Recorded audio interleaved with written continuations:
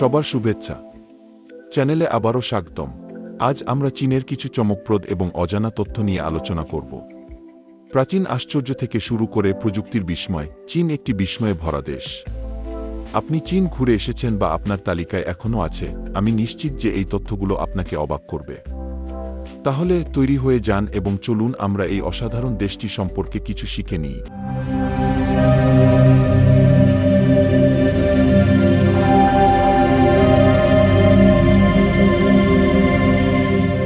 চীনের সবচেয়ে পরিচিত প্রতীকগুলোর একটি হল মহাপ্রাচীর।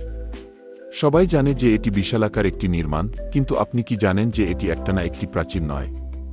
মহাপ্রাচীর আসলে বিভিন্ন চীনা রাজবংশের তৈরি একাধিক প্রাচীর ও দুর্গ, যা 2000 বছরেরও বেশি সময় ধরে নির্মিত হয়েছে।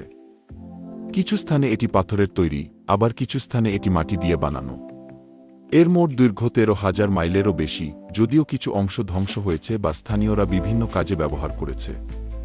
কল্পনা করুন, নিউ ইয়র্ক থেকে লস অ্যাঞ্জেলেসের 5 গুণ বেশি দীর্ঘ এই প্রাচীর। কিন্তু এটি মহাকাশ থেকে দেখা যায় না, এই মিথটি ভুল।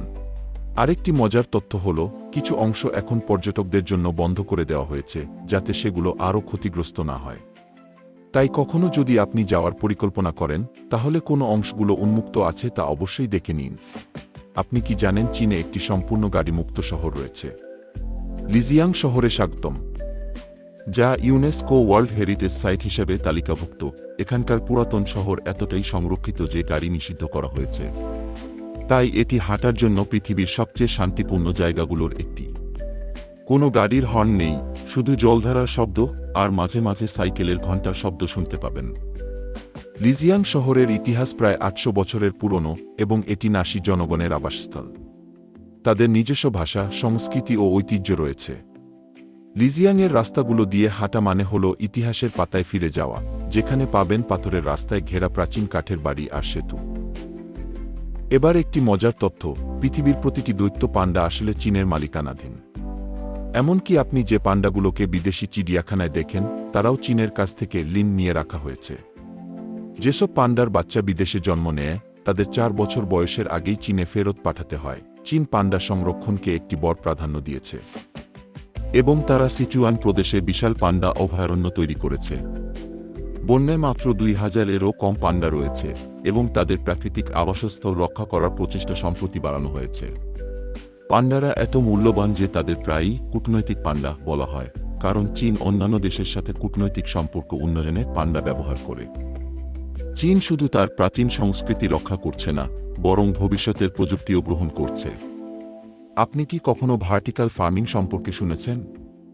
চীন এই অগ্রণী কৃষি প্রযুক্তির অন্যতম নেতা, যেখানে ফসলগুলো স্তরে স্তরে চাষ করা হয়, সাধারণত বড় বড় গুদাম বা এমনকি আকাশচুম্বী ভবনগুলোতে। এই পদ্ধতি অত্যন্ত স্থান সাশ্রয়ী, যা চীনের মতো 1.4 বিলিয়ন মানুষের দেশকে খাদ্য সরবরাহ করতে খুবই কার্যকর। চীনের কিছু ভার্টিক্যাল ফার্ম সম্পূর্ণ স্বয়ংক্রিয়, যেখানে কৃত্রিম বুদ্ধিমত্তা পানি এবং আলো নিয়ন্ত্রণ করে গাছের সর্বোত্তম বৃদ্ধির জন্য। এটি কেবল ভবিষ্যতের কৃষি নয়, বরং এখনই ঘটছে। প্রযুক্তির কথা যখন উঠল, তখন উইচ্যাট সম্পর্কে বলতেই হয়।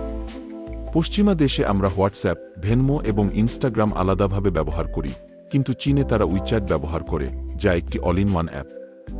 মেসেজিং, কেনাকাটা, ব্যাংকিং, ডাক্তার দেখানো, ক্যাব বুকিং, এমনকি রেস্তোরাঁয় পেমেন্ট করার জন্য উইচ্যাট ব্যবহার করা হয়।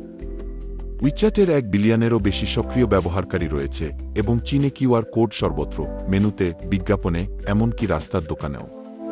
কল্পনা করুন, আপনি কোনো ওয়ালেট ছাড়া বাইরে গেছেন, শুধু আপনার ফোন দিয়েই সব করছেন। কিছু জায়গায় ক্যাশ প্রায় অপ্রচলিত হয়ে গেছে, কারণ ডিজিটাল পেমেন্ট এতটাই জনপ্রিয় হয়ে উঠেছে। এবার একটি চমকপ্রদ তথ্য, আপনি কি জানেন চীনের নিজস্ব একটি উষ্ণমণ্ডলীয় বৃষ্টি অরণ্য আছে? বেশিরভাগ মানুষ চীনের কথা ভাবলে বাঁশের অরণ্য বা মরুভূমির কথা ভাবেন, কিন্তু দক্ষিণের দিকে ইউনানের সিসুয়াংবন্যা অঞ্চলে রয়েছে এক সবুজ বৃষ্টি অরণ্য, যা বৈচিত্র্যময় বন্যপ্রাণীতে পূর্ণ। এই অঞ্চলে হাজার হাজার উদ্ভিদ প্রজাতি এবং এশীয় হাতি এবং বিরল পাখির মতো অজানা প্রাণীর বাস। এখানকার জলবায়ু গরম এবং আর্দ্র, ঠিক যেমনটি আপনি দক্ষিণ পূর্ব এশিয়ার বৃষ্টি অরণ্যে দেখতে পাবেন। সিসুয়াংবন্যার জীববৈচিত্র্য এতটাই গুরুত্বপূর্ণ যে এটি চীনের অন্যতম প্রধান বাস্তু সংরক্ষণ এলাকা হিসেবে বিবেচিত। এবার অন্য একটি বিষয় নিয়ে কথা বলি, চীনের উচ্চগতির ট্রেন। চীনের বুলেট ট্রেন সিস্টেম বিশ্বের সবচেয়ে বড় এবং এটি প্রধান শহরগুলোকে যুক্ত করে রেখেছে 220 মাইল প্রতি ঘন্টা গতিতে। আপনি বেইজিং থেকে সাংহাই যেতে পারবেন 800 মাইলেরও বেশি দূরত্ব মাত্র 4-5 ঘন্টায়।